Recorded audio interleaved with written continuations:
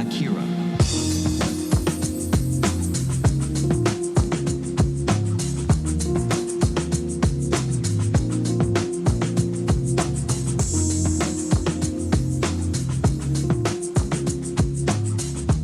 Hey. Good evening, everybody. Welcome to Studio B. It is the 21st day of April 2025. It's the day after Easter. It's Easter Monday. And I'm so happy to be here with you tonight, as I think we're going to have an interesting little broadcast together. And then after this all concludes, sometime around the 9 o'clock area, I will then kick off the second ever Quite Frankly Film Club, which makes up the two-part of the same coin, Quite Frankly Culture Club, that we have going on right now between the reading and the film watching and all that stuff. It's going to be great. Tonight we're talking about Rear Window by Alfred Hitchcock, and it was, damn, get reminded how great it is, and especially when you watch it a little bit older and you sit down with a little bit more of an analytical mind instead of just... it's great. It's awesome. And I can't wait to do that with you guys and gals later on tonight. That's at 9 o'clock for those of you who are prepared. You still have time to put some thoughts into the official thread for that. And also you have some time to send in a voicemail on that as well. Some thoughts about the movie and all that. Instead of writing it, we want to take a lot more calls and a lot more voicemails. Not only in film club and book club, but all throughout whatever we do here, and quite frankly, in a live sense with the nightly show, and that's what we're doing. All right. Oh boy, we got some news tonight. We've got some personal stories. There's some time for calls in the second half of the show around 8:15 Eastern time. I think Timothy Gordon is going to jump on because, of course, Pope Francis died today. And now I want to ask some obvious questions with what he's busy, but he wanted to make a couple minutes for us, and I just wanted to ask the obvious questions about what comes next and all the other stuff there too. So now all of the ghoulish speculation as to when he was going to die is all behind us. Some people think that he's been gone a long time. Makes you wonder who J.D. Vance was palling around with just yesterday, by the way, which has given way to quite a few J.D. Vance assassin memes. So I'm sure that we're only just getting started with this, because now there's the whole conclave, and it's a historic event. It is. This is a very old, ancient, and historic event. So it'll be on the radar, no doubt about it. But that's what we got. Happy Easter to you all. It was a glorious day in my neck of the woods. Very beautiful outside. Had my first cigar of the season, of the year, with my brother, some cousins, an uncle, and all the kids running around and looking for eggs, and then just playing tag in the sunshine. And it was really a wonderful day. If there was a day that I could play over and over and over again, Groundhog Day style, I would duplicate Easter 2025 for quite a bit. That would be a fallback day for me. And I hope in some peaceful, serene way it was the same for you. All right, so here's a couple of real quick things up front. Tomorrow night, our guest for tomorrow night, BX Investigates, had to cancel, so we are going to find her another night on the schedule. And since I was already going to be starting the show late because of T-ball, I'm just taking tomorrow night off, and I'm going to instead concentrate on a heaping pile of legal, administrative, and production-based items that I have starting to mount up over here, and I figured it'd be a good day to wipe the slate clean, and then come back on Wednesday night where we have some great topics of conversation to bring up, and also a guest from way back when, Methods to Madness. I don't know if Methods ever called him to the show before, but he's back around. He has a stream that he's been talking about, just life and this and that, and not really getting into politics and all that other stuff, which I really respect. So I asked them weeks ago, you want to come on, just shoot the shit, reminisce a little bit, and then do some other stuff. And that's what we'll be doing. And part of what we're going to be doing, ladies and gents, I tweeted this out I also put it in the description. I also put it in a pin to the top of the forum on quitefrankly.tv. You've seen threads like this before in the past, and I wanted to do one of our own because it's a great topic, and it kind of overlaps with other things that we've done. Let's see here. Where's the window capture? It would have been there. Hold on. And boom. The question is, well, the theme is, it's a small world. Have you ever been in a foreign country yet bumped into someone from your hometown? Ever chat with a new friend and realize your families are intertwined? We want stories that range from cute coincidence to impossible odds. Something that made you go, wow, well, it is a small world. Well, I have that in the community section on the Twitter, the Quite Frankly Speakeasy community section. Inside of that is not only a link to the voicemail. I want voicemails.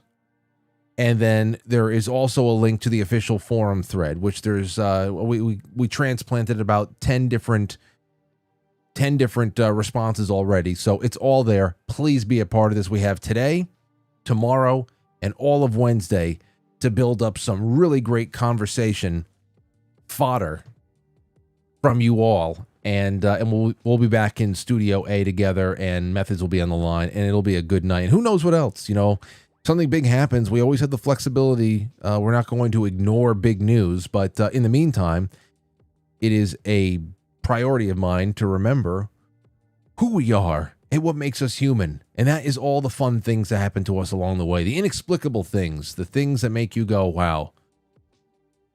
Only on Earth can something like this happen. This would also be another good reminder before we get started to go and read the April edition of the Quite Frankly Bulletin. It is still as relevant as ever. It is beautifully done as always. The link to that, the freshest episode, the edition, I should say, is always in the description of every episode. The archives are on the quitefrankly.tv articles drop-down post up top. Great, there's Lila. Everybody's been wondering how Lila's doing. Good. There's 2-year-old Frank talking to my grandmother in 1986, or 1-year-old. Here's my article on turning 40. It's a really good one, I think. I haven't written in a while. A little bit of behind the scenes on Anthony. As we started the Brothers podcast, we're going to have episode 2 on June 7th.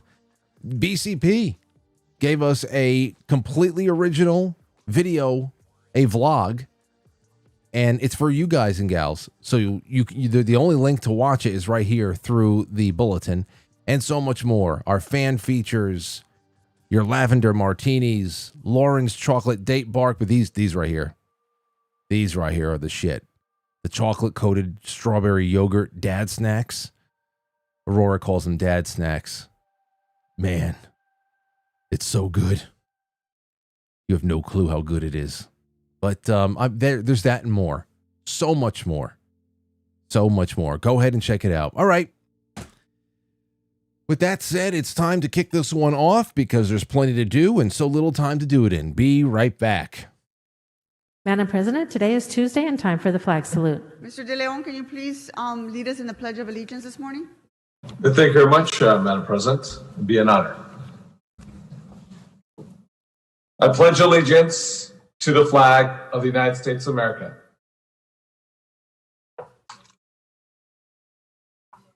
indivisible, pledge allegiance to the flag of the United States of America, for which it stands, one nation, under God, indivisible, with liberty and justice for all. Oof.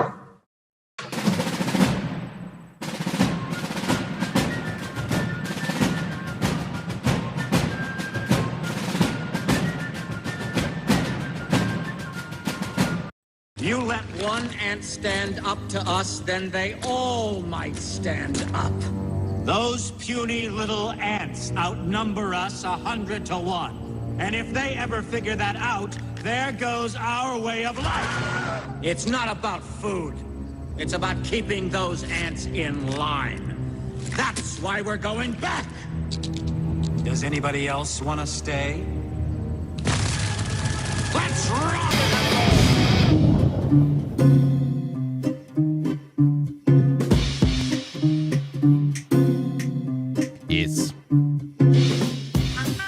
So today was the Easter egg hunt at the White House. We were watching a little bit of it when we were doing the morning stream, the Monday morning coffee stream. Who's this in the Discord? Rev? Somebody just dropped in the Discord a headline breaking: Trump wins his 5th Easter egg hunt title, calls kids total losers for not finding any.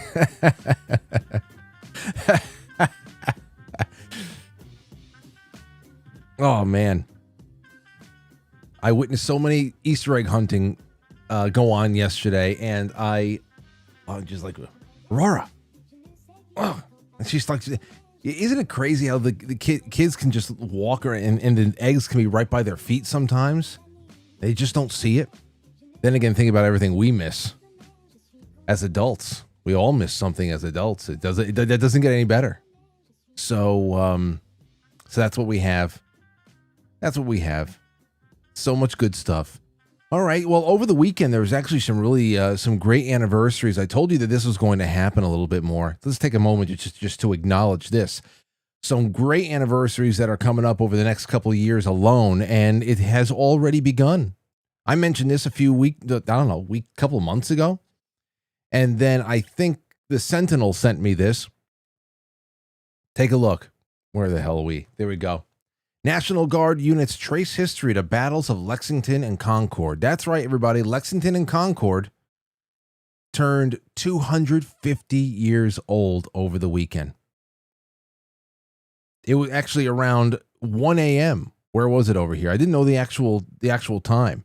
Lexington, after about 1 a.m., you remember the British are going to go destroy ammunition and seize weaponry.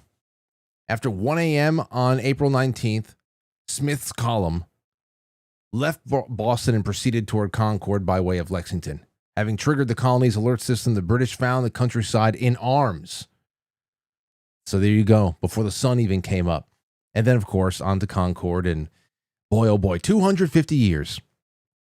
So it's just going to be like one after another this year, no doubt about it. Still, I just want to, no matter what tonight, I'd love to hear some of your guys' calls and your thoughts, your Easter weekend thoughts. I had this was sent to me in email, I think also by Rev. It could have been, I forget. I think it's an Anthony Bourdain quote: "To sit alone or with a few friends, half drunk under a full moon. You just understand how lucky you are. It's a story you can't tell. It's a story you almost by definition can't share. I've learned in real time to look at those things and realize I just had a really good moment." Now, didn't do much drinking over the weekend, and I rarely ever do. But that right there is something I have done a lot of, and I'm doing more and more these days, and that is realizing they're really good moments while you're in them. And I often feel myself time traveling from a distant future. I don't actually know what's going on in that future, but I know that where I am at that moment, myself from the future is soaking everything in and just completely, there's nothing you can do. You have to just be there. When you see something beautiful happening, like when Aurora and her cousins are doing something, whatever, stupid, cute, just running around, walking, having some kind of a baby conversation somewhere, 50 yards off. You can't hear what's going on, but you just see sunshine playing on people's hair, and there's just everything. That's good stuff. That's the good stuff. And I went through a lot of that. It ties into the deer scene stuff. It really does. And another reason why I can probably do Easter Sunday 2025 over and over again every day. But I can tell you one person who wouldn't do it over and over again. Are you ready for this story? Okay. So a childhood friend of mine, two childhood friends, their father, really good guy, his name is Mike, and he became a deacon. He became a deacon in the Catholic Church in our parish, and he's really, really he's a good person, and you can tell he's doing what he loves, and he loves the church, and he loves Jesus. And I really enjoy when he's part of Mass, when he's assisting one priest or another who's either in failing health or doesn't matter. He really does a wonderful job, and you can tell his heart is in it and it's genuine. And so he was there assisting Father Bill on 7:30 Mass yesterday. And so he's going around.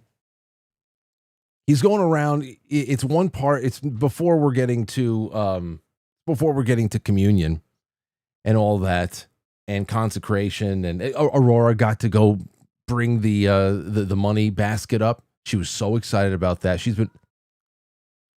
I just heard somebody howl. Hold on. I heard somebody howl. It's probably her. She's probably going to just bust through the door at some point. Anyway, it's in between all of this. It's before we start getting to, like, you know, the climax of the entire Mass.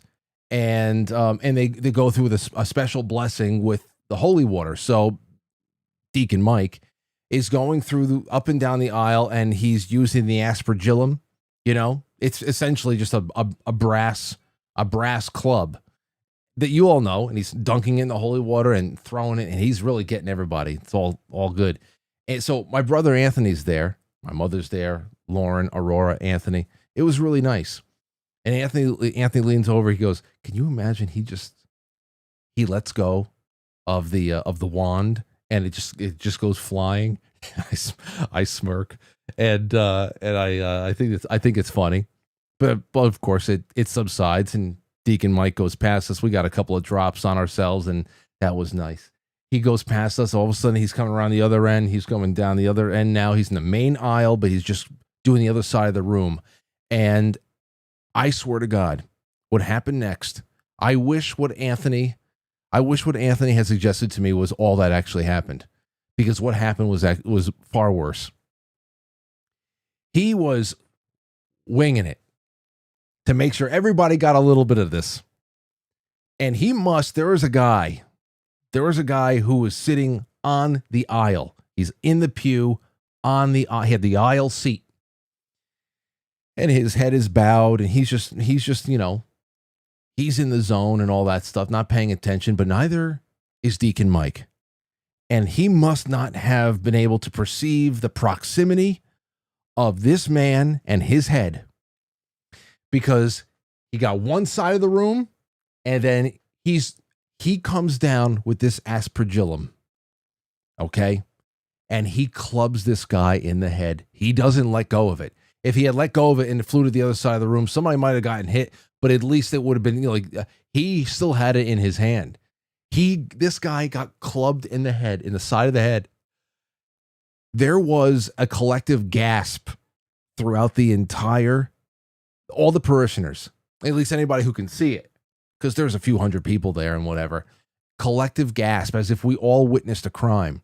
Now, of course, you know, Mike, I know he was probably his heart just probably broke into pieces. Okay. And he's looking after the other guys, assuring him that everything's okay. And then from there, it is just a fight for my life, not to let a whimper out, not to breathe heavy, not to crack. The tears were coming. I was fighting for my life not to scream out in laughter. And it was just because of the situation you're in. It's laughing at a funeral. It's an absurd situation that in your mind you say, imagine if that happened. And it actually happens. Everybody was too. Some people you can hear like whimpering of people desperately trying to hold their diaphragm in place. Do not give in to this. Do not give in. You hear people hissing because they're trying to let some pressure out.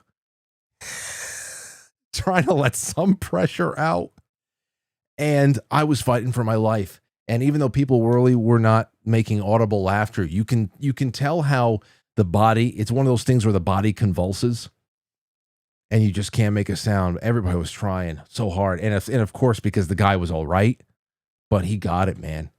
You know, during COVID, when the TikTok doctors and the priests, we started getting all those TikTok videos during COVID.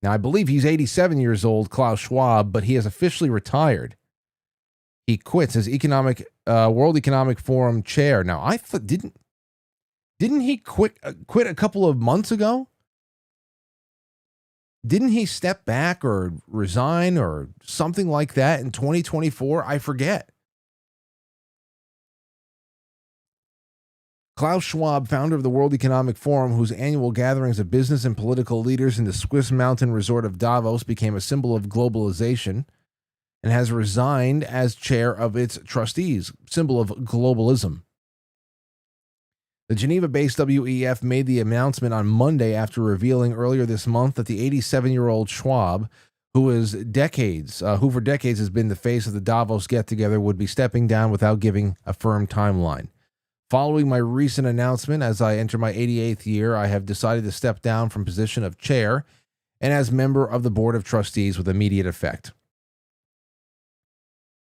So he established this in 1971. And yeah, criticisms, widely regarded as a cheerleader for globalization. They keep saying that because they don't want to use globalism, because remember, globalism is anti-Semitic. And WEF's Davos gathering has in recent years drawn criticism from opponents on both left and right as an elitist talking shop detached from lives of ordinary people. Yes. Headquartered above Lake Geneva at one of the other ends of Switzerland from Davos, the WEF has also had to cope with negative reports about its internal culture. What's that all about? So there you have it. Just a little bit more to think about. Now, I want to leave the lines open. I'm going to open them up right now. Just Easter thoughts. Call in with some conspiracy theories, whatever you want. Comments, other things that you would like to add into the daisy chain of what the hell is going on. It's all happening so fast. Go ahead and do it. 914-200-0269. 914-200-0269. There it is. I'll be taking your calls. And in the meantime, you can see how, again, like I said, a political figure that the Pope has become. Here's a little bit from the New York Times. How Francis, a progressive Pope, you see the fellow travelers coming out en masse, catalyzed the Catholic right in the U.S. This is the big thing. This is how a lot of this is going to be squared up. Okay?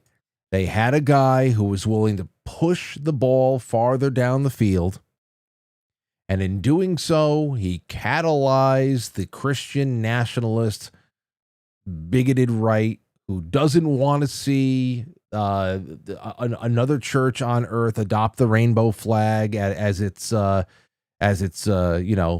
emblem, like so many non-denominational and other churches around this country with the lesbian deacons and the rainbows all over the place. I mean, this was a major moving of the ball here, and you're going to see a lot of this framed up. That he was really ahead of his time. He was the Pope we all needed, and he is in many ways, because he's been rejected by the knuckle draggers in the church, those who still want standards and all that other stuff. Because he's been rejected, he's also responsible for this uptick in right-wing Christian nationalism and all that stuff. We're going to get a lot of that stuff. 321, you're on the air. Go ahead. Hi, Frank. It's Patrick. Thanks for taking my call. Good to hear from you, Patrick. Go ahead. Well, just the church laugh. We had 9 kids, all in the pew when we were kids, and it wouldn't matter. Maybe a baby screamed out, but one of us would start laughing. It was just hard to hold your laughing, right? So that brought me back. And anybody close enough to my dad, he'd squeeze the arm, and then we'd laugh at that. Oh God. Church laughs are so laughing. Yeah, you're right. Yeah, that is a whole category of it's a whole category of experience right there. Laughing in church, because it doesn't matter when the hell it is. It's probably inappropriate. It always is in church. And then we didn't care, but we all got to laugh together. But there's I wonder if I could say something about shit on shit.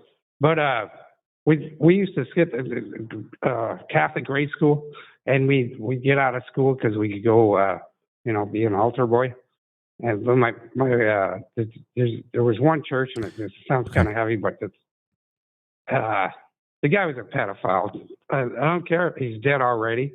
I could say his name, but it doesn't matter. God knows him. But that was a bad trip. So I'm just thinking the church is kind of tainted right now with all that stuff. But that was way back then. My brother warned me. My big brother warned me. He said, "Hey, be careful of this guy if you're going to be an altar boy." Well, anyway. Well, to your point, Patrick, and thank you. This Pope has been accused very personally about covering up for a lot of abuse like that. And again, you take the 30,000-foot view as to what we're dealing with in society. Leftists, especially leftists, and those who are critical of faith, especially religious faith of any kind, they love tacking, just throwing themselves onto the beat up the Catholics bandwagon because of pedophilia within the ranks. When you look at the abuse rate in public schools, and it dwarfs, and we went through the statistical realities of the fact, it dwarfs the Catholic Church. And the other thing there too is this has been a very big thing that we've talked about many times in the past. Where's the infiltration coming from? And to say that, oh wow, it's over here. Well, there's sex abuse all throughout every denomination and every faith. And you see this becoming more and more industrialized on a huge, gigantic level, where it starts getting into seminaries, and it's something that seems like an infiltration, an implosion, a working their way on the inside to destroy it and to destroy any kind of connection it has with average people. And that in itself helps work against the dissolution of faith and how it expresses itself in society. And but it's also ironic when you think of, okay, well, all right, let's continue to beat the shit out of one church or one congregation or another, and then you look at all of the public secular institutions, and it's the same exact behavior. Like, oh, it's almost as if all of the evil comes from a central point, and it tries to embed itself and keep itself deeply rooted in all things that used to serve the betterment of the world. So yeah. And along the way, there's absolutely no reason for anybody to not be 100% guarded with who you deal with in a church and who you're, who you give your, responsibility to watch or teach your children to. No doubt about it. No doubt about it. And that's the generational curse of this kind of abuse and that kind of infiltration, is that it really accelerates the rate with which people completely divest from that kind of a community setting when it comes to faith and religious practice and all that stuff. So it's nuts. It's nuts. And a lot of people do not make that connection, that it's all coming from the same source, and that no institution that is presided over by man is going to be immune to it, especially over the course of however many thousands of years. So let's go. 914-200-0269. We have a little bit more over here from Leo Zagami. I said, Leo, you gotta let me know, what do you think is coming our way after the fact now that the Pope is gone? Who do you think is going to be up next? And he's got a little something for me over here. We'll do that in just a second. Here it is. Ready? Cardinal Peter Turkson. And I'll ask Tim about this in a little bit. Or Cardinal Wilton Daniel Gregory. Why the next Pope will be black and woke. That this is what he's been saying for a while now. And I remember him telling me this last year. And then I asked him if he had anything new written. And this is what he sent me.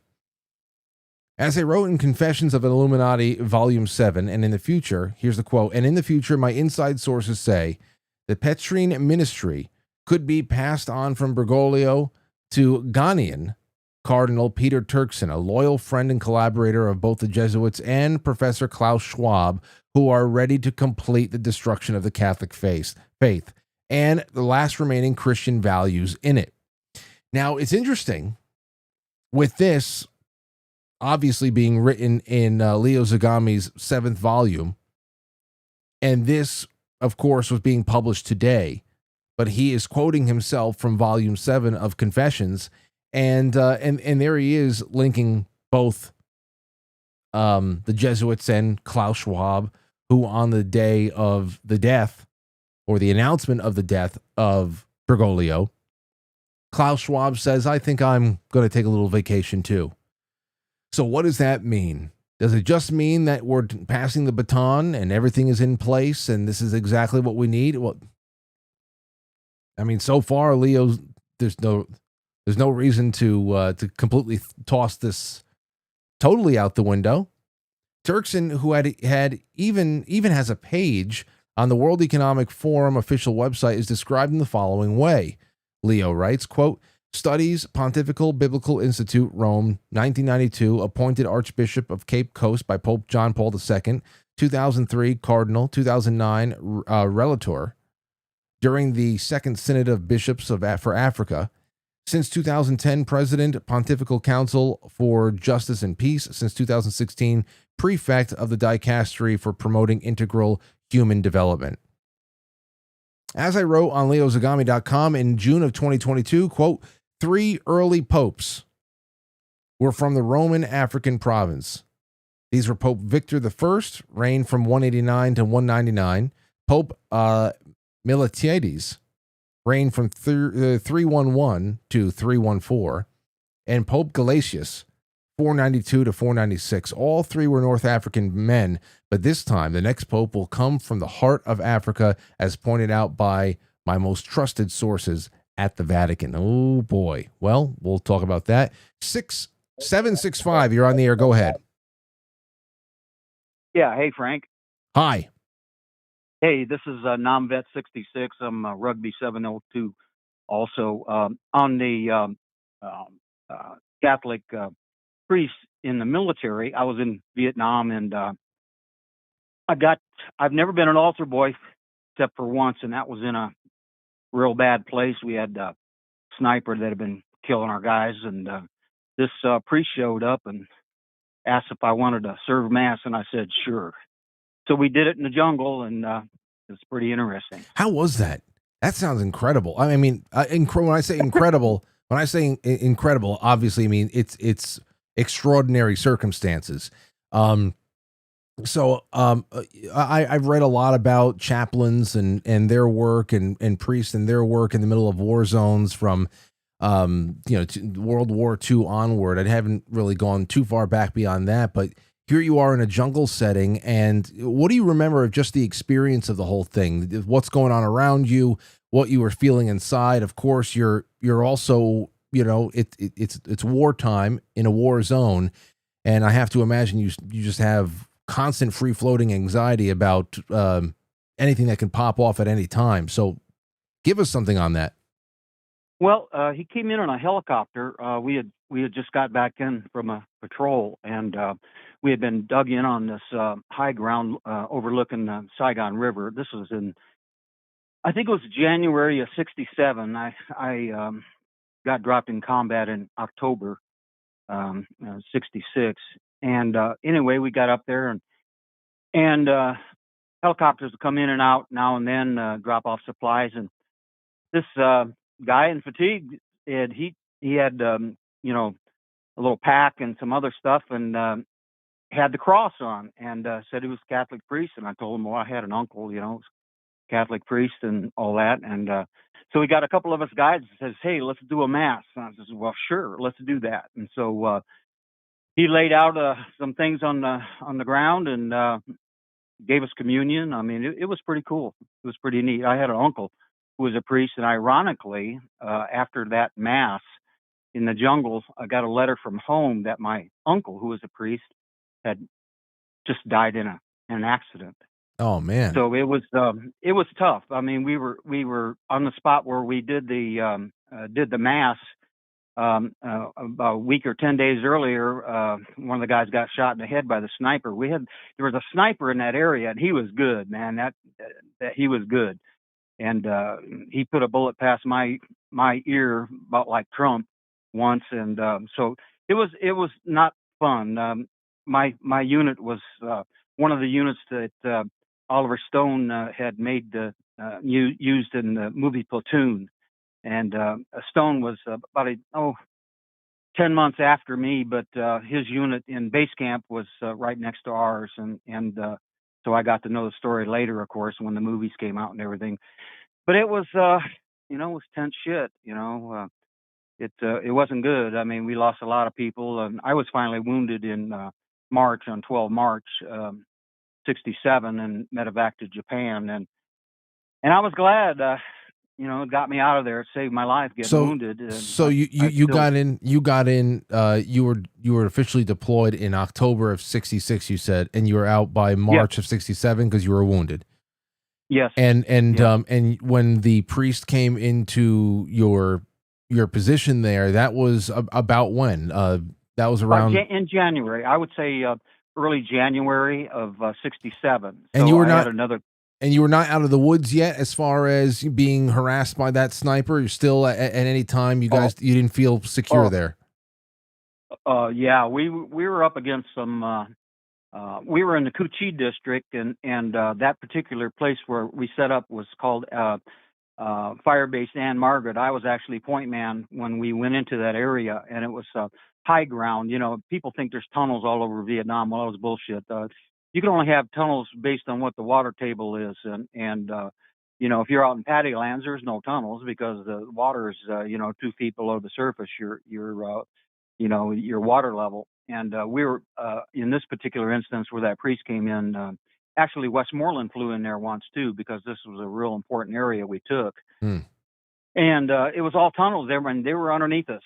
I mean, they just were. We had I assisted a tunnel rat. I went down once, and that was enough of that shit. And I was. The tunnel rats were little guys. I mean, and this guy McDaniel's from Florida, man, that sucker. He was like a dog at a rat hole, man. As soon as we found a hole, man, he started getting ready, and away he went. And I would feed him line. He'd take a phone down with him, 45 and a hat on backwards, and away he'd go. And there was just guys that liked that shit. Dude, I don't see. I've seen it depicted in movies like Forrest Gump and everything else like that. Yeah. And I'll tell you, I get secondhand claustrophobia just taking a look at this, and then I see some of these people. Do you ever see some of these caving videos that are on YouTube where people are, yes, the little cracks that they find a way to wiggle themselves through? It is spelunkers, yeah, dude. They all in all these videos, and I'm glad they do. They come with claustrophobia distress warnings because you can feel this. I couldn't imagine, especially in a war zone. I couldn't imagine that. But some people just love it. So back to the priest real quick. How long was he around your unit or your platoon, or how long did you have him around? I bet you he wasn't in our. It was our battalion was dug in. A battalion, is like 3 companies. We had A, B, and C, and I was in A company. So he stuck with you. And anyway, we were there probably. He was only there probably an hour or so, max. Because there was we'd actually established where trucks could get up there after a while, after a couple weeks, and then. But I'm pretty sure he came in on a helicopter, and Westmoreland came in there too. I walked right past him. I wasn't real pleased with what was the things that he had us doing. Also, before I get off. I sent you stuff on the Delphi murders. This is Steve. I don't know if you remember Wolfhound. Oh, yes. I sent you stuff on that, and that's been pretty quiet. There was supposed to be some stuff happened recently, but it's just kind of settled down. But I think there's some things cooking in the background. I didn't know if Mata had been in contact with you. The whole thing stinks. I mean, it just stinks. It's about 20 miles from here, and I know that area real well, that where the Monon Bridge and down on that creek and everything. I know exactly where it was. Well, we'll have Bob Mata come back on the show sometime soon. The last time he was on the schedule, he had to reschedule for some personal stuff that was going on. So I'll check it with him soon, and I'm sure that we'll be able to get updates on all that. But sir, thank you so much for your stories. It's an interesting one. I'm glad we got a little bit of perspective on that. Yeah, good deal. Good to talk to you, man. Yeah, have a good one. Thank you so much. Can you imagine that? There's so much going on in the I should have asked him about the supernatural, the paranormal Vietnam stuff. What is this? There's a retired Green Beret. Let me see here. Retired Green Beret Captain William English retells alleged supernatural experience in Laos. What we came on was a fully intact B-52 aircraft that looked like it had just been grabbed out of the sky and gently put down on the ground. There was no crash. There was no sign of a crash. Yeah, there's more. I got to talk about that, and there's a couple of other things I'd love to bring up, and that would probably need to build up a thread for. But haven't had a Vietnam call, Vietnam eyewitness call in a long time. But anyway, there's Leo Zagami. That's what we have on that one, and more so. So I want to bring you guys on and let you have your way with any number of things that are happening. We had the Charlie Kirk and Bill Maher thing. I watched a little bit of the highlights of that. And, I understand that when it comes to new media. Yes? Oh, no. Oh, no. A leg? An arm? 2 arms? Oh, no, there she is. Oh, no. How you doing? Good? Are you happy that Daddy's home tonight? Mm-hmm. Do you want Daddy to go back to work tomorrow? Or do you want me to stay home tomorrow, too? Mm. You want to stay home tomorrow? Mm-hmm. Oh, tell everybody how your Easter was. Great. What was your favorite part about it? Doing the Easter hunt. You like the Easter hunt? Mm-hmm. Yeah, what'd you think about, tell everybody about church. How'd you like church?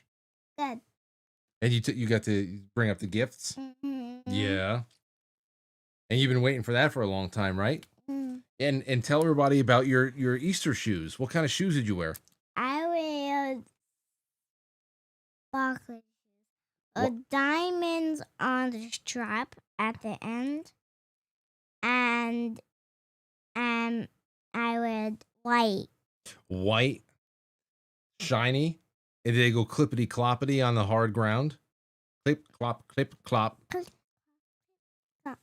That's fun, right? Mm-hmm. Yeah, and then you had a couple of dresses too, right? Mm-hmm. I know. Just so much good stuff. Okay, you're wiggling like you got ants in your pants. You have ants in your pants? Yes. Okay. All right. Well, okay, you and Mommy go have a good time. Tell everybody Happy Easter. Happy Easter. Okay, and say everybody pray for me, please. Pray for me, please. And I'll pray for you. Okay. See ya. See ya. See you a long time. I'll see you later. I hope you have a good time. I am having a good time as well. Goodbye. Oh, look at that floppy girl. Tell Mommy we said hi too, okay? All right. Thank you for stopping by. See ya.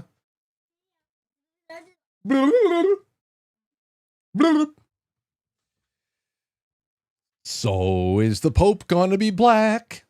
Is the Pope gonna be black? We don't know. We don't know, but perhaps you do. So give me a call. We're going to take a really quick break. When we come back, we'll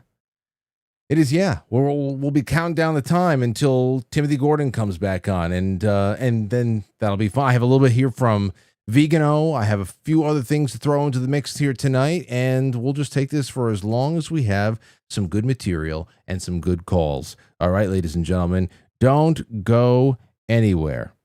420 was the birthday of Austrian-born German politician and the leader of the National Socialist German Workers' Party.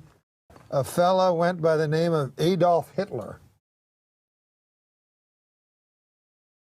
But this guy, there's a picture of him. Adolf Hitler, very compelling kind of a figure. Odd-looking duck. But there's something about his eyes. Hypnotic. His eyes are almost entirely black. He was a decorated veteran of World War I. And he joined the war. Hold the fort. He hated Jews. But anyways, you know what? I'm sick of these kind of characters. I think we should kill Hitler. Me and you go suicide, kill him. Right. It's like he died 50 years ago, probably. Did he? I didn't even know he was sick. He wasn't. Welcome to your Perpetual Health Minute, brought to you by Quite Frankly. This paper on your screen is so dense in biochemistry, it's almost impossible to read. But what does it say? It says that the human body, including all immune cells, have nutrient sensors that determine what happens in the body. No calorie sensors. So what does this mean for you? If you're in the grocery store and you're shopping based on the calorie content of foods, you're making a huge mistake. That says nothing about the quality of the food and what it's going to do in the body. The Make America Healthy Again movement should be shifting the focus to nutrient density and away from the calorie model of nutrition. And you should be doing the same thing if improving your health is what matters to you. If you like this video, please follow the new Perpetual Health Rumble channel. You can also find us at perpetualhealth.substack.com. But for now, thank you so much for watching. Back to the show.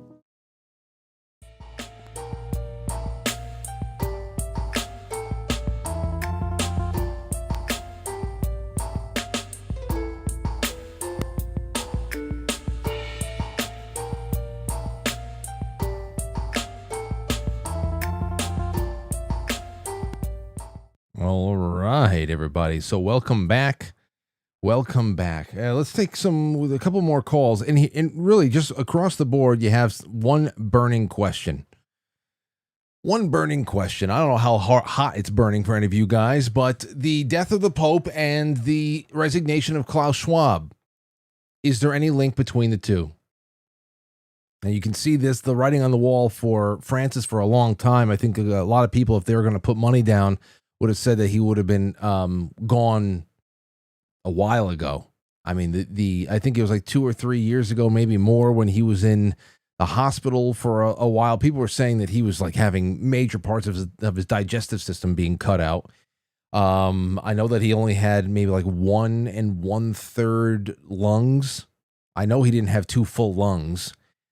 So I don't know. What does it all mean? Okay, when you read Leo Zagami's work, you say, well, perhaps it's just one of those things where Klaus just said to himself, the Pope's health is just what it is. And whenever he is finally off of the chessboard, I will then remove my own piece. And he's just there as an administrative unit or something like that. I'd like to hear what you guys think. Is it connected? Is the timing? Is it anything like coincidence? We'll be talking about coincidence on Wednesday night. 914-200-0269. You give us a call. In the meantime, we can go to some clips of this Charlie Kirk and Bill Maher thing. We don't have to do too much. The real thing here is there's this question about whether or not, from an electoral standpoint, if there's anything that will ever help the crazies that are really have burrowed a hole inside of the Democrat Party again, because you have to reverse everything. The bearings that they have right now, the trajectory they're on right now, would need to be reversed or severely altered in a way that would cause an incredible breakdown a meltdown from within the ranks, which already happens when someone like Bill Maher has the audacity of sitting down with Donald Trump, whether it's out of true curiosity and wanting to just not play the game anymore, as far as, the war, or if it's just out of political opportunism or something else. People can't stand. The whole idea here is that people can't stand seeing enemies, real or perceived, looking at each other or sitting down with each other and communicating civilly anymore. So forget about what you think about Bill Maher, what color his shoes are, any other things that people just spit out when you see their faces.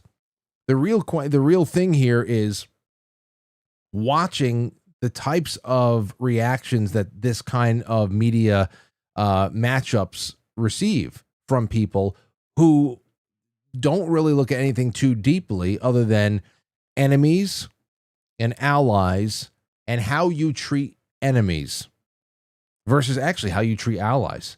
The way you treat allies actually really disgusting these days. The way that thinking of all the things that have been screwed up just on a vocabulary level, you think about that use of the word ally. It's almost as bad as the word diversity. Oh, God. I hate when I find myself in a position where I have to use the word diversity or diverse. It's not a bad word, but it's just been ruined. Still, I mean, you think about how an ally is treated. It's essentially a slave. It is a slave. An ally these days, a political ally these days, does nothing but genuflect before another person's genitals constantly. That is 95% of what being an ally in 2025 is all about. Genuflecting before genitals. Genital flecting. That's what it is. So I don't know what's worse, being an ally or being an enemy. And when perceived or real enemies sit down, like you would imagine that a Bill Maher and a Charlie Kirk they're on opposite sides. Therefore, they are fighting for, one is human and the other one's inhuman. And depending on what camp you're in, you assign human and inhuman differently. And that's just the way it is. And people melt down. These things are like a look into the mirror moment for how the training has been how effective it's been done. 408, you're on the air. Go ahead. Hey, Frank, how are you doing? First-time caller, long-time listener. How are you? Great to have you on. Who am I speaking with? This is Todd out of Alabama. Nice. Todd in Alabama. How's the weather down in Alabama today? It is pleasantly nice. Wow. I'll tell you that. We're very fortunate. I'm happy for that. We have a 75-degree cloudy day tomorrow, so at least it'll be warm, but we won't have that much sun. Excellent. Hey, All right. I've tried to call for months now. Could never get you through. Didn't even think you were real. I thought you were some sort of AI. But I am. You're not. I am. Okay. You are talking to AI right now. It's getting better by the day. But aside from all of that, now that you're through and you have won, what's on your mind? Well, I'm just watching the Pope. Well, the former Pope, I guess. He expired today. I'm sure that's come up. Yep. But just interesting markers with the Q drops about the Pope. So I don't know if you're familiar. No, I don't. I know some people can quote and cite Q drops as if they are Bible verses. To be honest, but I don't have anything in mind. Why? What's gotten you thinking? Which one in particular? Well, there's a lot of magic numbers being floated around. 88. I think Jimmy Carter. Correct me if I'm wrong. He was 99. He didn't make 100? I don't think so. I'm not sure. I think he hit 99 and they pulled the plug. Of course, he was in hospice for almost 2 years. It says he hit 100. No, he was the first. Oh, did he? He was the first president to hit the age of 100. Oh, okay. Well, he was still in hospice for over a year because I guess that's how hospice works now. But anyway. It felt like a lot more than that. He was hanging on. Yeah. Well, according to the Q drops, I can't necessarily recite them as scripture, but May looks to be very interesting about shedding the light on any associations with the former pope that may have not been favorable. So we'll see if that comes true. When you say former pope, are you talking about Ratzinger, or are you talking about talking about both. I'm talking about both of them. Okay. So, you know about Jan Halper Hayes and what she said about the over 600 plane loads of gold that was taken from the Vatican. Are you familiar? No. Oh. Well, there's an interview, I think was on Good Morning Britain, one of the BBC, maybe the BBC. This is recently. There was an unloading of gold. No, this was a couple of months ago. I Oh. can forward you. I'll put it in the forum or forward it to you. There's a pretty good interview with Dr. Jan Halper Hayes where she explicitly says there's over 600 military plane loads of gold taken from the Vatican and returned to us. Okay. Why Jan Halper? That sounds familiar. The name sounds familiar, but I don't know if we covered that story or not. It seems pretty significant to not cover it. But well, the way it was presented, like I said, it was a couple months ago, and is in a morning interview. well, what's your what's your conclusion? You have this months old story about gold being shifted around. Obviously, gold is at an all-time high right now. It keeps creeping upward. You have a dead pope who has been ill for a very long time and is obviously an agent of what Archbishop Vigano would call the deep church, which has been incrementally merging with the deep state for a long time. This is something that if you are out there and you've been reading in book club with us, it's actually my first book club ever co-host is going to be joining us in a few minutes. And that was Windswept House. A lot of this stuff was in there. It's really very relevant today, just as any other day. But all those things coming together, and maybe even Klaus Schwab and his little move to retire right now. Is there any specific thing, a conclusion that you're drawing? Well, from what I can see from my perspective, if you look at the sum of the parts and look at the dominoes that are falling, the word on the street is that we are going to change currency systems from the fiat-backed dollar back to a gold-based system. And if we have taken gold from if that is indeed true, which I don't know why Halper Hayes would lie about such a thing, it does seem like those dominoes are falling to change our currency system once again. So I don't know how familiar you are with the rumors of that happening. I'm not familiar at all, to be honest, but let me see. Let me do a little something here. Jan Halper Hayes, Plains of Gold. I'm seeing some things pop up, but they're all in like, there's another 1871 Organic Act tweet. I see tweets and TikToks, but no big articles on this. Let me take a little bit of a look here, sir. Thank you so much for the call. It's good to have you on. Absolutely. Absolute pleasure, Frank. And I'm a big fan. You do a great job and big listener. And I appreciate what you do. Well, call in and represent the state of Alabama more often, my friend, because it was good to hear from you. And yeah, I like a little rabbit hunt, treasure hunt over here. Internet treasure hunt. Go and find some pieces. Kind of unbelievable. Let me see. 1870 Corporate Act. No, that's not it. Kind of unbelievable. The Guardian. Nope, that's not it either. Gold Reserves Vatican. What's this? September 2024. No, this is a bullshit article. It always comes back. Hold on. Wait. Jan Halper Hayes, who sits on the task force for the Department of Defense, talks Trump's subpoena power and Executive Order 13848, how the DOD and Trump has all the goods on the 2020 election. All the goods. It all comes down to an article. What is this? So she's on with CB. Where is this is 9 minutes long. I don't know, ladies and gentlemen. I mean, I didn't hear anything. And I guess the real thing would be who's coming in. You have a pontificate that's been in there since they were able to force Benedict out and actually make that windswept house, resignation of a pope come to life with John Paul II that they wanted to do that then, but they were able to get it with John Paul II's successor. And since then, what have we really seen coming out of Rome? Not a lot of good stuff to hang your hat on. I mean, a lot of traditional Catholics have not been very happy about what's been going on the last, 13 years. How many years has it been? 2013? I forget. But it's crazy. It's crazy. I haven't seen anything that indicates that there would be any kind of a corrective power that is rising back up. Just seems like a lot of investments have been made to make sure that whatever was set in place, set in motion, continues to be in motion. Again, another thing I can ask Timothy Alberino, Gordon, who comes on in a few minutes. Let's take a call from Sean. Go ahead, Sean. Hey, Sean. Hey, Frank.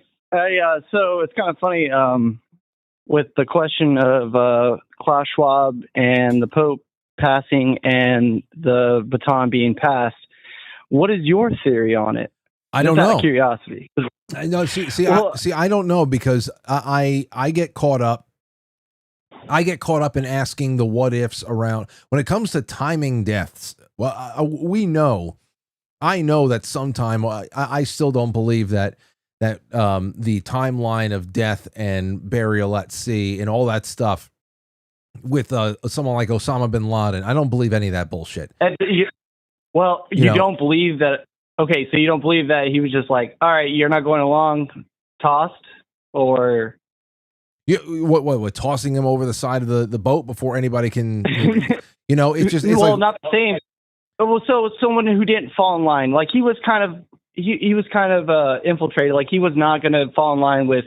He was kind of more of a progressive pope, but he also said there's a lot of faggotry in my church, and I'll salute, but at the same time, it's like I keep forgetting he used the word fragile, I think it was, and I think I keep forgetting that. But there's so many other things that I don't know. Yeah, that's the whole thing here. It's funny to me.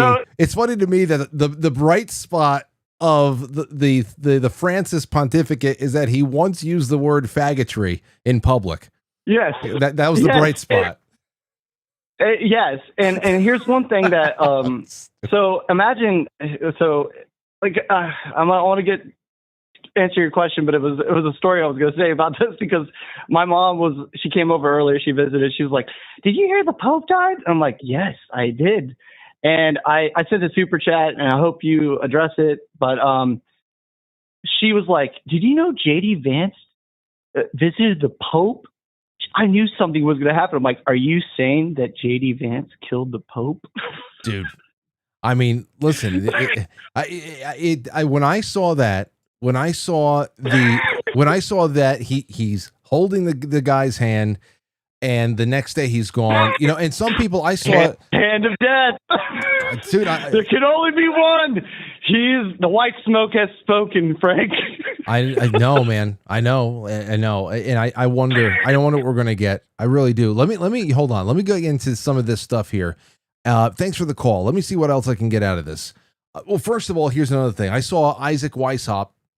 I should ask him to come on the show again sometime soon. We haven't spoke with him in a while. And I saw little breakdowns of when JD Vance went to go meet with the Pope. They did that Masonic handshake where, you're grabbing one person's knuckle or something like that. Well, let me just tell you something. When I have shaken the hands of old or just very weak people, and their hands kind of turn to cotton candy, Jello, I've given everybody what if you took a picture of me shaking the hands of somebody who just either wasn't expecting a firm handshake or just had absolutely nothing in their hands, where it almost takes you back. You're like, do you have bones even? If you were to take in a picture of me shaking any number of people's hands in my life, you'd say, oh, look, Mason.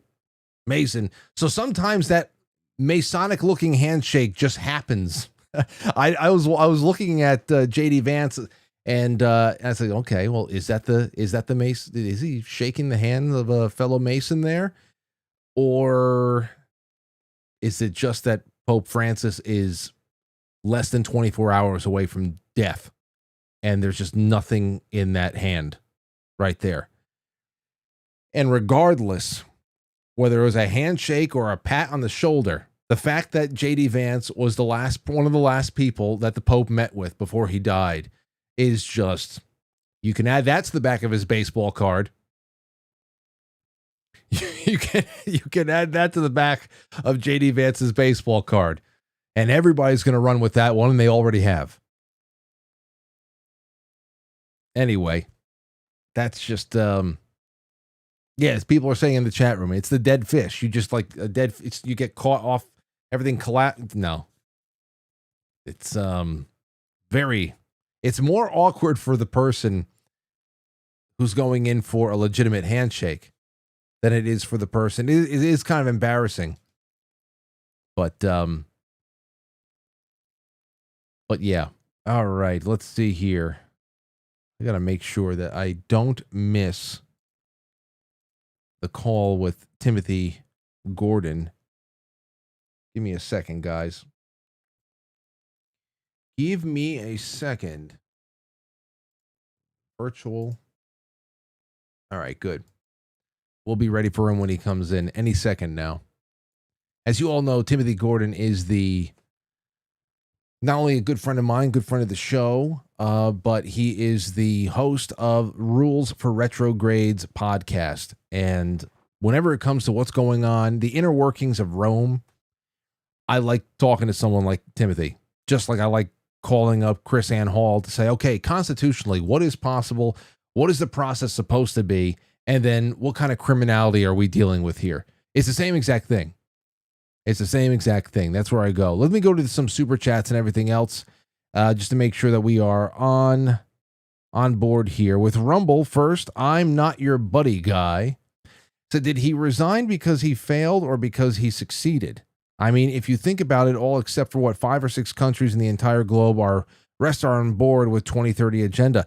That's one of the questions I'm asking.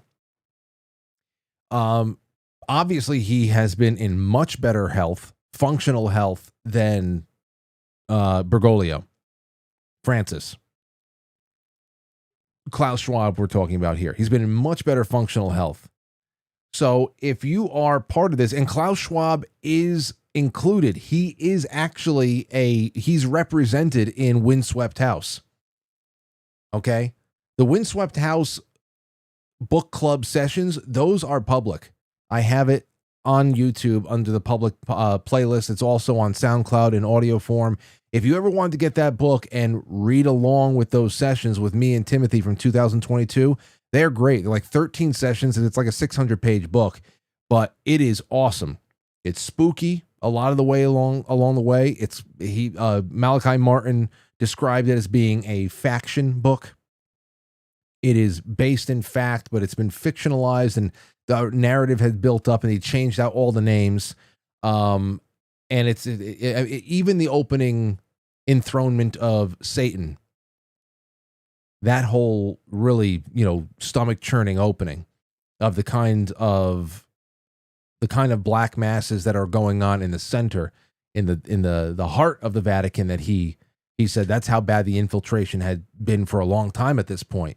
And all this was supposedly going on in the 1990s during the pontificate of John Paul II. And Klaus Schwab is in there. He's included in it. I forget what name he has, but we have all those guides and stuff like that in the 2022 sessions. And so when you think about a guy who has been there for however long, 1971 was the WEF. That's probably just God knows what his story is. I don't know him too much. I know that some people have traced him back to Antarctica and the Vril and the Nazis and all that stuff. Maybe it was Sam Tripoli that I saw do an interesting dive with Klaus Schwab. Either way, at this point, doesn't matter. You can say that he has overseen a lifetime's worth of operations that have, with minimal protests, gone pretty smoothly. Now, at this point, things are ratcheting up.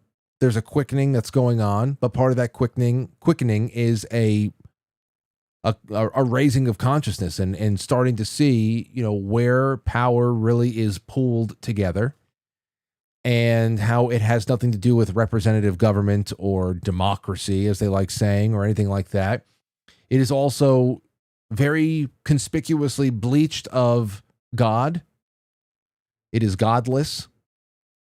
So all these things come together, and there is a big time raise in awareness and all that. You say, "Oh, we want to raise awareness." Oh, awareness is raising. People are noticing a whole lot of shit right now. So that's why I say I wouldn't be surprised if Klaus Schwab lives for another 5 years or whatever the hell it is. He just doesn't seem like he's in any kind of diminished state. He was doing plenty of public appearances just last year, and then came the resignation. And perhaps it's just the timeline was all based on Francis. Maybe Francis was a major marker on the timeline that, you don't have to actually pull the plug on him, that he was just naturally going to go away. And at that point, do we make sure that everything is in line so that when Francis goes, phase something kicks in and I'm not needed anymore, because all the young elephants or all the young oyster faces are now ready to take the reins. But who were we talking to not too long ago that was talking about the real quality, the quality of all? Was it Dilly? It might have been Dilly and a few other people making that kind of statement. What is the quality of the young managerial class that's coming in? Are they as focused as the elders were? You think about George Soros and how ruthless and cunning the guy was, and then you think about his squirrely little fidgeting son Alex, and you're just like, this, he's obviously hopped up on something. But you just think about all the squirrely fidgeting people out there, and it's just like I don't know. Jay Semo says, great start to the new week. I agree, Jay. Thank you so much for being here. And like I said before, I'm here, right? Yes, you are. Can you hear Frank? You hear me? I can't hear. Okay, just 1 second. Sorry, we're having a hard time with audio. Hold on. Here we go. You got that? Yo. You hear me, Tim? I hear you, Franklin. What's What's you sound good. Everything's looking good over there, too. I love every time you come on the show. Let me get you up on the screen real quick. I love when every time you come on the show, there's always a slight alteration to the background, and it has gotten really, really nice and fine-tuned. So, first of all, happy Easter to you and the whole family. How's everything going? It's going well, brother. Yeah, happy Easter Monday. I was just texting you saying happy Easter. I wish I could see you for Easter. I hope you and Lauren and the kid are great too, Aurora. Well, there's a lot of technological feats that are being made these days, and we keep hearing about it. Perhaps teleportation is the next thing on the list. That would make traversing the country to hang out with friends a lot easier. Yeah, Al Bielek is correct. Yes, yes. I'm glad. See, you know now. So okay. So number one is this. I mean, we wake up this morning. I know that the Pope wasn't conducting mass, but he did make an appearance, and he met with the Vice President of the United States. We wake up, we hear that he has died, and I didn't want to do too many segments on this with him still alive, because it's no matter who you're talking about or what the circumstances are and what's at stake, when somebody's still alive and you're just rummaging through their life and trying to see who's going to replace them and whatever the hell they do, it's just a ghoulish practice. And but here we are, the inevitable. And I don't know, your first thoughts before we get into all the burning questions that people have been submitting and that I naturally had myself. Everything you just said doubles for me. I've been a person who over the last 7 years has talked a lot about Francis and his pontificate from a critical perspective. There's been plenty to critique, but I don't ever want to be kept from the great light by my trenchant mouth or my sharp tongue. So today on my show, I just said, my real first thought is, I hope the guy found his way to heaven, at his particular judgment. Conservatives, Christians, and conservative Catholics, not necessarily separate genera. They're all three genuses, all have their beefs with him, and they're legitimate beefs. But what I relate to Francis the most, Frank, is when he complains about frociagione. We all love that, faggotry and whatnot. When he says, if someone talks about your mother, you're I'm losing you, Tim. Hold on. It seems to be the church or Mary, you want to punch him in the nose. When he went on the Disney doc and he spoke of that. I also like when he has been. What's up? You had paused for a while. We didn't hear anything, and then all of your audio very rapidly caught up. So I don't know. I have great connection on. You have a good connection, and well, let's just keep going. Sorry. Let me see if I can. No, I mean, you still got me. Yeah, I got you, and it actually says you have a good connection. So I don't know. It's but either way, okay. So what you're saying about if somebody insults your mother, you go and punch him in the nose and all that stuff. So we got some stuff out of him that you say, a little tip of the cap there. But for the most part, has it been a net positive? Been a net negative. And all I could bring myself to do today was to pray for his soul and to say he's always been very honest off the cuff about his fear of sickness, suffering, and death. So it's made, from a human perspective, it very easy for me to pray for him fervently the last year, 2 years with my family, because he's been honest about that. Unlike some of the spiritual masters that are evidently way above that kind of fear. Us here below, debatable. There's just no reasonable argument for the proposition that he's been good for the Catholic Church or Christianity in general. Now the next thing is this. I have we have Carlo Maria Vigano from his Twitter account. Did you see what he read? What he wrote? No, what did he write? Okay, so let's see here. Window. Let me get you up on the screen with me. This is his official. Where the hell is it? At Carlo M. Vigano. That's his official? That's his official, yeah. In 2018, Eugenio Scalfari reported the words that Bergoglio supposedly confided to him about his vision of the afterlife. Quote, "Sinful souls are not punished. Those who repent obtains God's forgiveness and join the ranks of souls who contemplate him. But those who do not repent and cannot therefore be forgiven disappear. There is no hell. Sinful souls simply disappear." End quote. Vigano goes on to say, "These heretical ravings are directly opposed to the Catholic faith, which teach us that there is a particular judgment for everyone, which Bergoglio could not escape. His soul has therefore not disappeared, nor has it dissolved. He will have to account for the crimes he has committed, first of all, having usurped the throne of Peter in order to destroy the Catholic Church and lose so many souls. But if this non-pope and anti-pope can no longer harm the mystical body, his heirs still remain. The subversives whom he has invalidly created cardinals, who have long been organizing themselves to ensure continuator of the synodal revolution and the destructuring of the papacy. In support of them are also the conservative cardinals and bishops who have been careful not to question the legitimacy of Jorge Bergoglio. It is on these people that the greatest responsibility for the outcome of the next, in quotes, conclave falls." Now, it's a couple of things there. Obviously, Vigano has nothing but venom for Francis, especially since he was excommunicated, and I guess he just said, why not just go above and beyond with every statement I make? But at the end there too, this is even for somebody like me who casually reads the news coming out of the Vatican. Obviously I go to somebody like you to get the nitty gritty on things. But that's something that I have picked up on over the years, either from you or from the news, that there has been a very United States progressive-like stacking of the courts going on in the Vatican with this College of Cardinals, and in what way do you believe that this has lessened the chances of there being a really good candidate coming through that conclave in the next few weeks? This is a hot debate happening right now. How conservative is the cardinalate? How comparatively liberal is the cardinalate? The reason, and it's hard to say.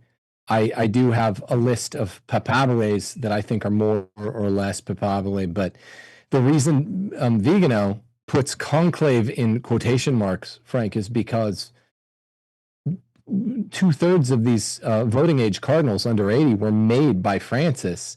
If he turned out to be an anti-pope, that's only something that is determined in the ex post time signature, then all 2/3 of those that he made cardinal would not be able to vote. Evidence in support of what he's saying, and I'm not sure either way, is that Austin Ivory, who was the papal biographer, came out with a book called The Great Reformer a couple months into Francis's pontificate. And the first edition of this book was pulled off the shelves immediately because of a couple lines that could have invalidated Francis's pontificate. So, namely that he had accepted canvassing by that allegedly did illegal the shelves immediately, and that does suggest that a lefty like Ivory did evil to Francis's good name without even meaning to, because he's a Francis backer.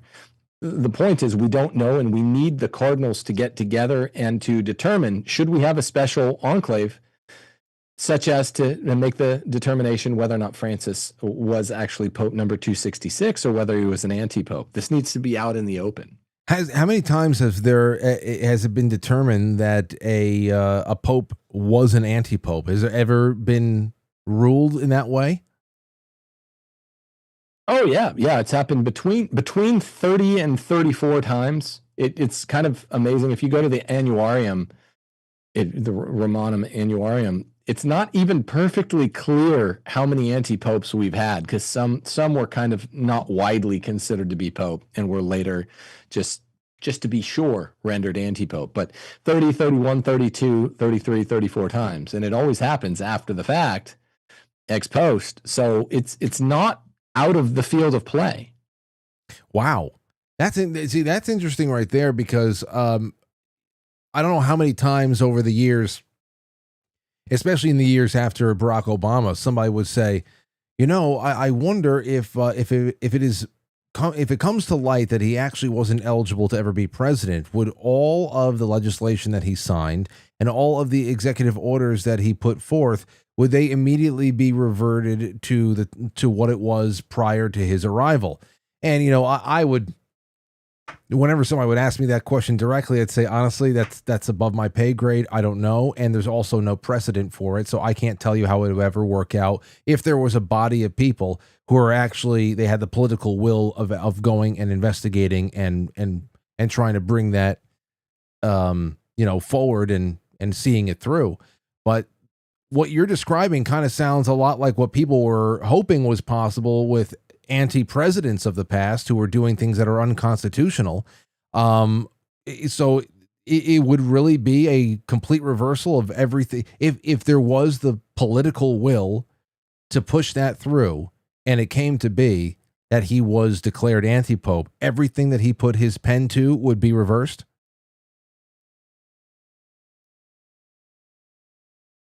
Oh, this connection. Tim, you there? Yeah, in theory. Okay. It would. Yep. Sorry. Yeah, I'm here. Yeah. Here, I'm going to switch connections. Okay. Okay. Let me do it right now. You want to call me back? Yeah, I'll call you right now. All Sorry. right. All right. No Sorry, problem. No, it's not your fault. I don't know where it's coming from, because your connection looks like it's strong.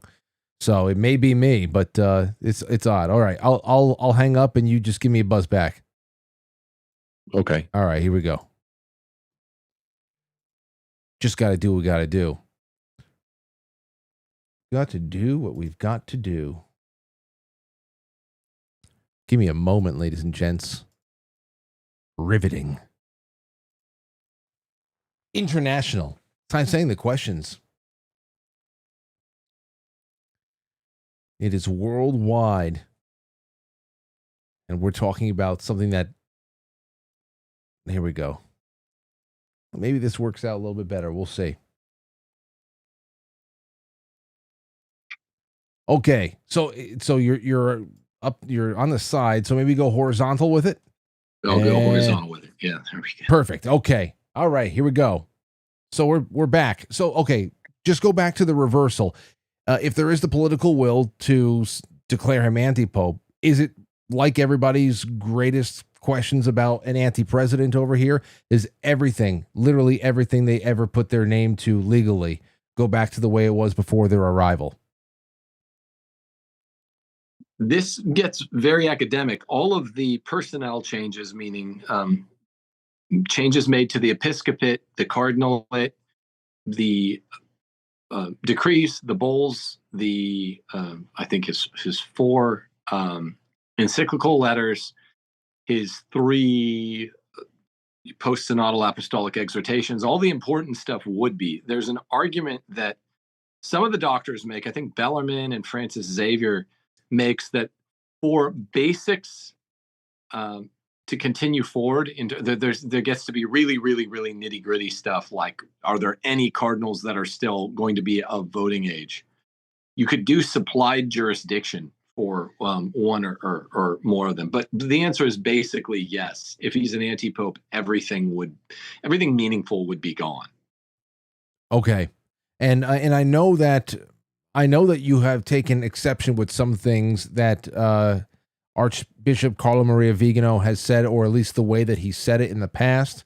I don't know if you, in just reading this quote that I have for you just a few minutes ago, thoughts that you had on that. I mean, obviously this is a guy who has been personally attacked and excommunicated, and I think you told me that you believe that he had a little bit more.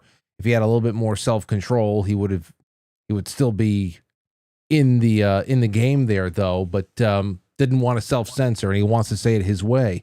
What do you think about his sentiments, though? He's very strong in denouncing everything that Bergoglio is or was.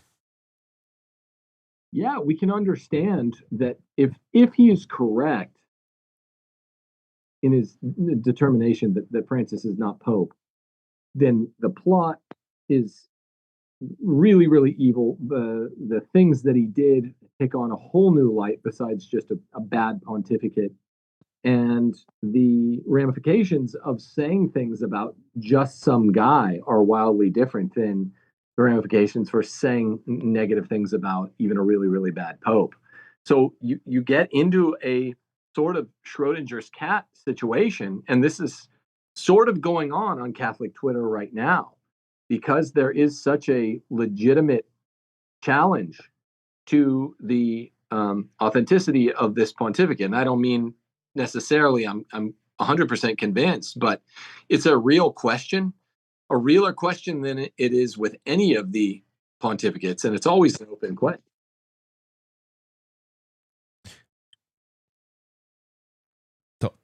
Then it becomes Schrodinger's cat, So it's really hard to say. It all depends upon Vigano being correct.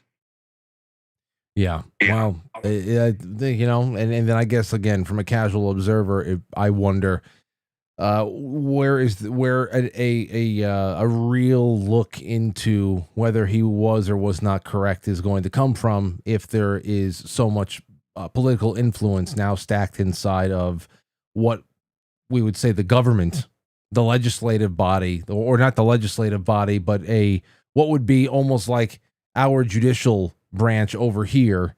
Right. And that's just something that everybody wonders. And again, regardless of why somebody's interested in this subject, whether they're Catholic or just atheist, it doesn't matter. If you live on planet Earth, the turning of hands over here, and that changing of the guard in the Vatican is is a major point in change of world order, or a progression of world order. Now, you and I, it already came up a couple of times tonight.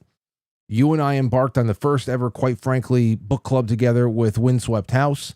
It dealt with all of these things, these statements that were being made by Vigano in 2020 during the lockdowns and all that stuff about the emergence and the merging together of both the deep church and the deep state. Father Martin was writing about this in, fictionalized ways back in the 1990s, giving names for everybody from future Pope Benedict to Klaus Schwab himself. And now here we have the Pope who succeeded the first official resigned Pope. Like what they were trying to do, that Father Martin was saying, was being pushed onto JP2, which he actually kind of, pushed through that one. They finally got that with Ratzinger. And now on the day that Francis dies, we have Klaus Schwab moving on to other things in life. A lot of people just feel like it's a convenient, very strange changing of the guard, turning of the page, passing of the baton. What exactly it's all about, we don't know. We only ever have speculation for things like this. But still, what did you think about that? Because there's some deep church and some deep state things going on in the same day on a very big level. Can you tell me what Klaus Schwab was up to today? That's extremely interesting. He resigned. He officially retired. He left the World Economic Forum that he started in 1971. So I didn't hear. Yeah, wow. It definitely is it's worth noting. It really is, because the Vatican and the WEF, all that stuff has been inexorably linked together, just depending on who's covering the story. Yeah, for sure.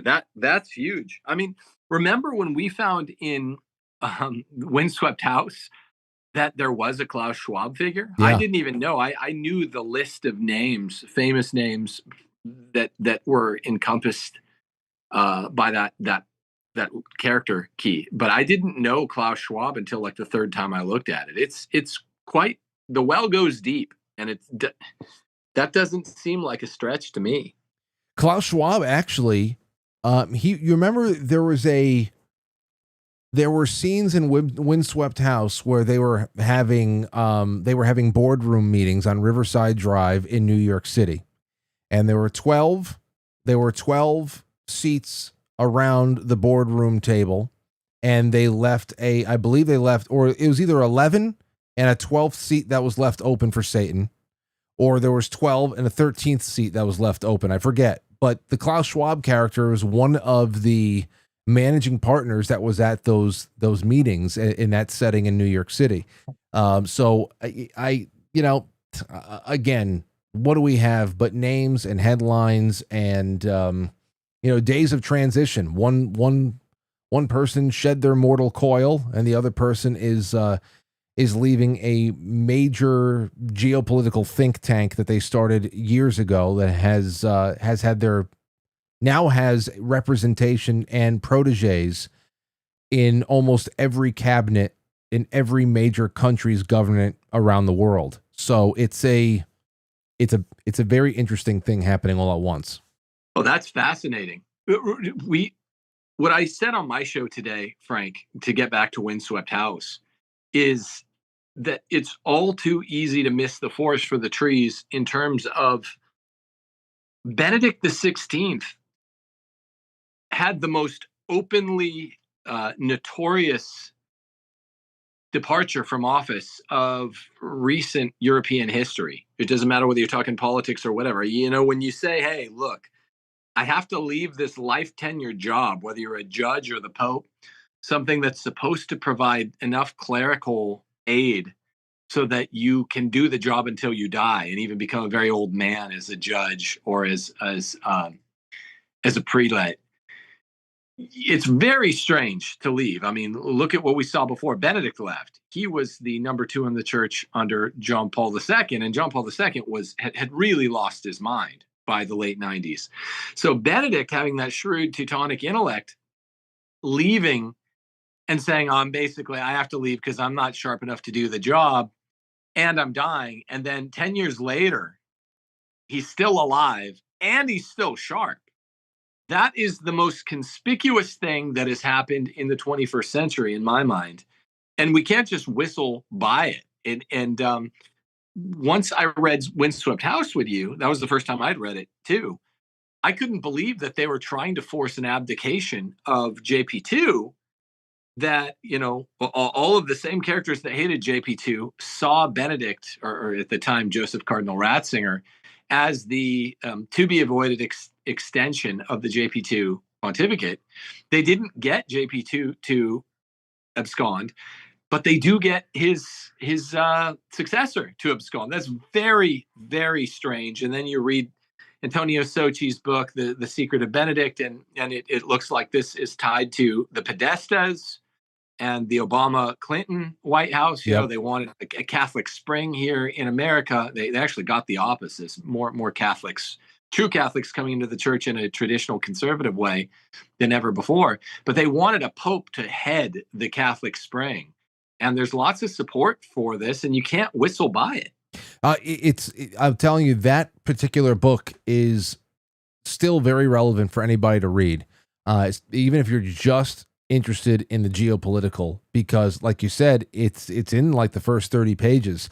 They talk about the Catholic Spring. It's the same people who were working the Arab Spring. It's the Podestas, it's Obama and the Clinton Guard and all that. But also it moves into Ukraine. There was a lot. I read pages from that book on what was going on when the Ukraine-Russian conflict that is still just like hanging around right now and stalemate started. It was quite stunning to be able to go back and read about what the plan was for Ukraine was as well, which included essentially an Orthodox spring, and it's all very, very, very still relevant. And yeah, what had been planned in that book, Windswept House, what was being plotted against John Paul II, that never happened. It just seemed like the game plan for political disruption and forcing this man's hand into an early retirement did happen the second time around. And again, a lot more conservative a man than Francis was, I guess. And that's been the big question. How much of it, what kind of pressure really was affected onto Benedict, because I guess somebody you'd have to suspect did not want to have to live around him doing his work for another 10 to 12 years, because he obviously was able to do so. He's writing, he was alive and well, and that's it. What he died 2 summers ago? Yeah, he died about 2 years, 2 winters ago. So I mean, it's remarkable. And the members, the alum of the so-called St. Gallen Mafia, the main bad guys in that book that you and I keep referring to, Windswept House, they were real guys. They, on record, said that the point of their yearly meeting was to avoid a presumptive Benedict XVI pontificate, a Ratzinger pontificate, because it would be the extension of JP2. So this stuff needs to get aired out. And because of the Schrodinger's cattiness of, for lack of a better term, of being a Catholic, you don't want to miss and say something wrong about the Pope in case he actually is the Pope.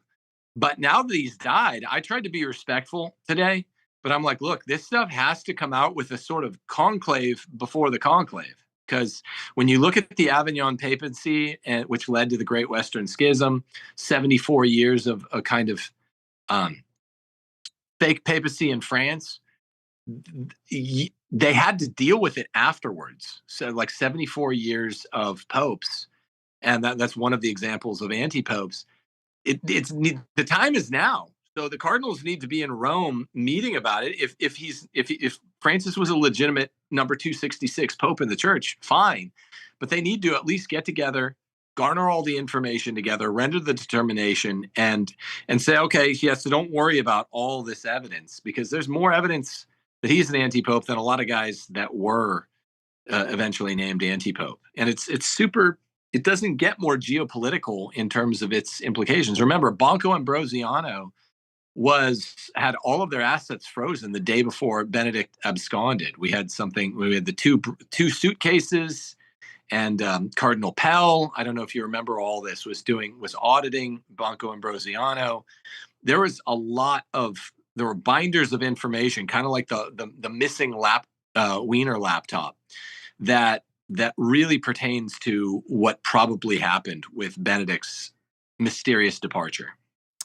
We're going to have to do a lot more. We have to do some, because you know what it is? There is so much cozy. I hate to say cozy because, of course, it's not negative, and it implies that there is a lot of heavy lifting to do and a lot of wars to be fought. But it is from a political intrigue, detective novel kind of coziness. There's a lot of that here, and I'd love to talk about these deepening mysteries with you at some point. Just because, it's a big whodunit at this point, and there's so many thousands of years of history tied into it that I'd love to have you back on to do this, because I think that the action is only going to increase now that people are going to get busy out there in Italy. So, Tim, when's the next time that you are streaming live? And tell everybody how to get there. I'll stream live usually Monday, Wednesday, Friday. So go to Timothy Gordon on YouTube. The show is called Rules for Retrogrades. Thanks, Frank. I might do a second show on this tomorrow. Sometimes I'll skip it and do a Tuesday show. But if you can, thanks a lot, Timothy Gordon. Longtime friend of the show now.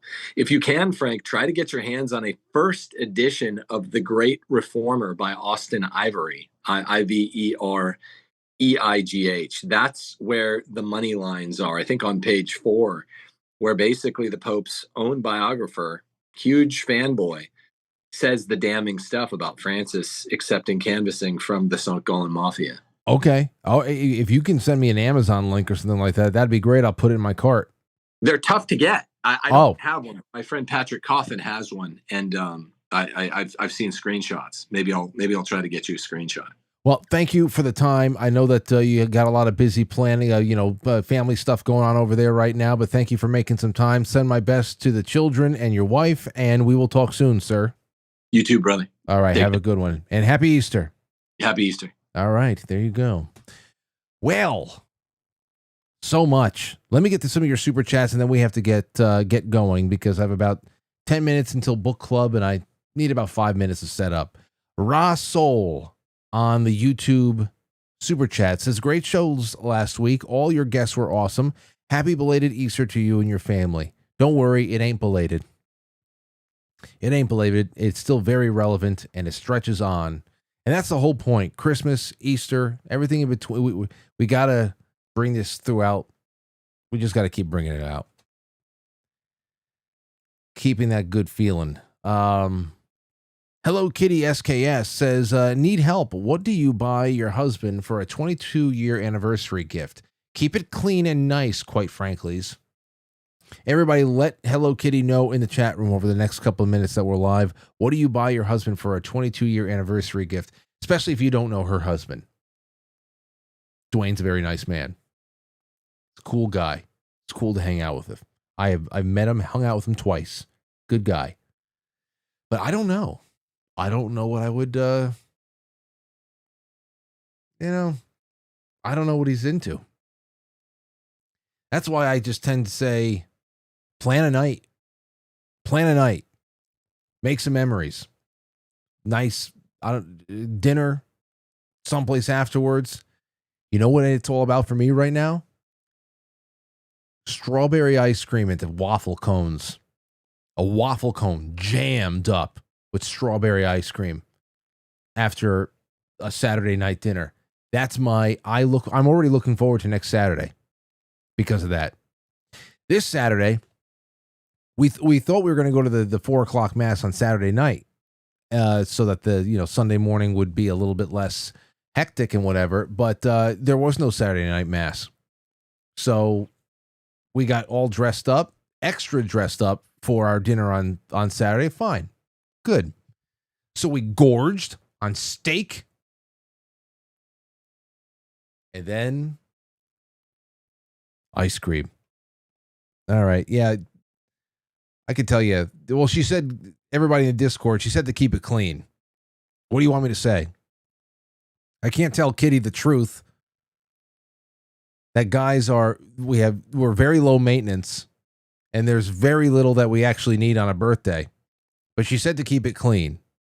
So she's obviously looking for a way out of doing the thing that we all want. What do you want me to say? Okay? She wouldn't have asked the question. She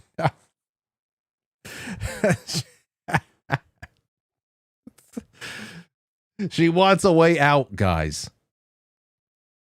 So that's all I got for you tonight, ladies and gentlemen.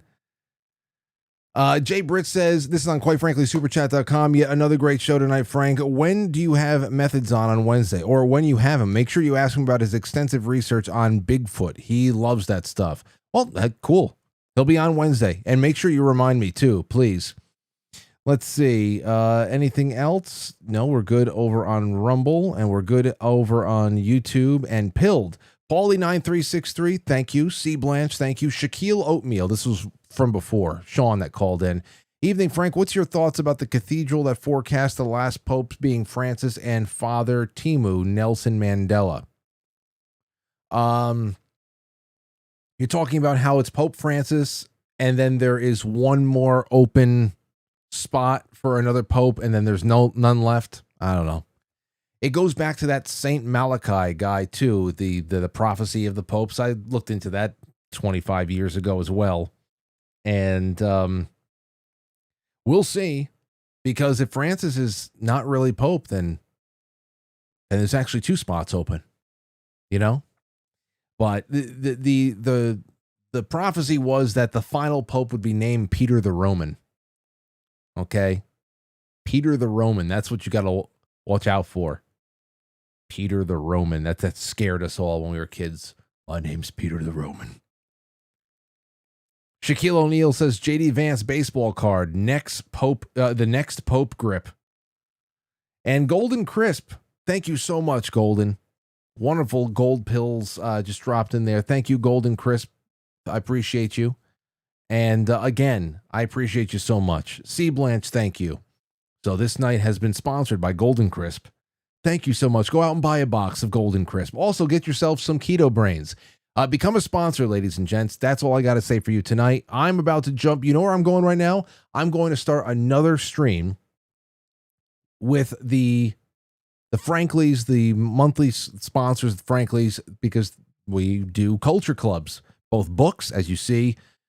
We did that with Timothy Gordon, and the book. I'm telling you, all of them end up being infinitely important in explaining future situations that pop up on this show in ways that you can't even imagine.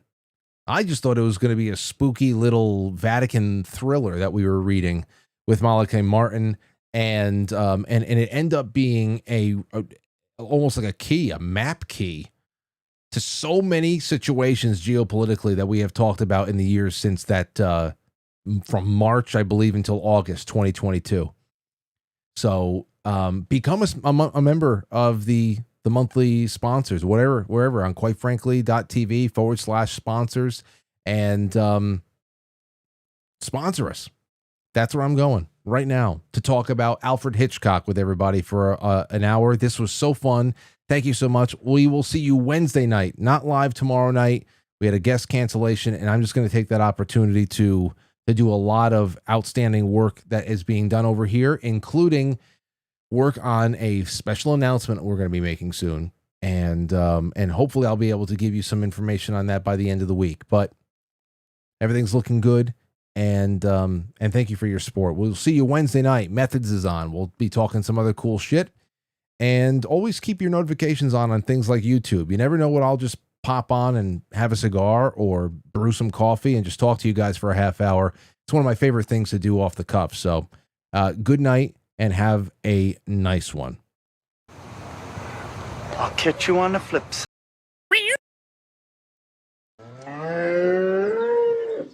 Will you shut up? Ow.